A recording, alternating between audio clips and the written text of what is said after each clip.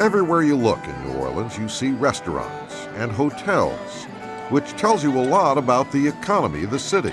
The structure of our economy is very much service-oriented, which includes tourism and a lot of non-skilled labor. The downtown landmark Mother's restaurant has survived the hurricane and is trying to rejoin the economy. Mother's once again employs a staff of modestly paid people to serve up the simple classics of New Orleans working-class cooking. They may not come. Joe Balderas is the longtime manager. Mother's restaurant was exceptional, the food, the quality, and everything. We're trying to just keep that same pace, same quality, same everything. So it's just we're waiting for the people to come back. Some customers and staff have returned. What's holding back the rest? Simple, says Joe. A place for them to stay, their home.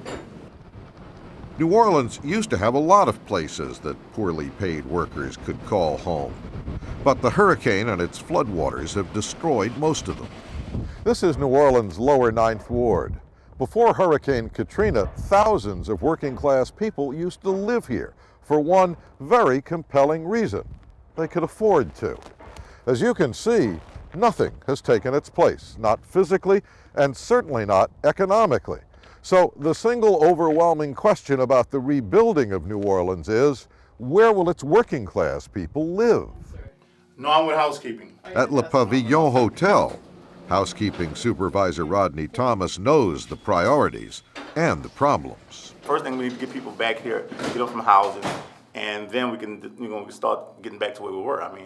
But until we get the housing done, there's not going to be too many people coming back. Delightful crawfish omelets. Well, that's no problem. All right, you got that? Yeah, my baby. All right. Breakfast chef Patricia Patty Cakes Armand actually lived in the hotel for the first 3 months after the storm, until she finally found a place to live.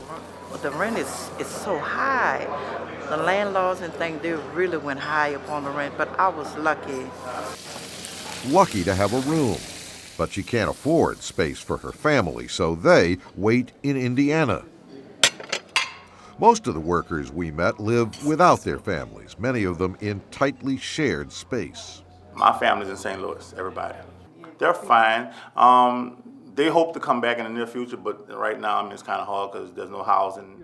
Because my sister and her husband are living right now in 2 rooms of the home that took 6 inches of water. Ivan Maistovich teaches economics at the University of New Orleans and manages one of the area's top databases on real estate and development issues.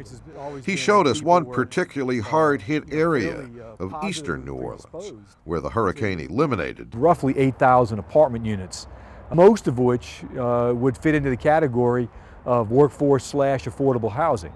And there's not a lot that's been done to bring those units back on track yet. Essentially, since I've been working on the recovery effort shortly after the storm, the 3 big issues have been housing, housing, and housing. What is it going to take to bring these neighborhoods and the affordable housing they contain back onto the market? Maistovich says it's subsidies. A lot of the apartment properties that were built originally in this part of town were built under some form of government assistance program, government subsidy, rent subsidy, interest rate subsidy, housing tax credits. As yet, no organized scheme of subsidies exists to lure private capital into the low-rent housing market in New Orleans. Without subsidies, Maistovich says, the results could be socially unacceptable. We can't just say, well, we don't need the African American community, or we don't need the Hispanic community, we don't need this element of the white community. We need everybody back. We need everybody who was here before that was a producer and a worker in this town. I'm Dave Marish for Al Jazeera in New Orleans.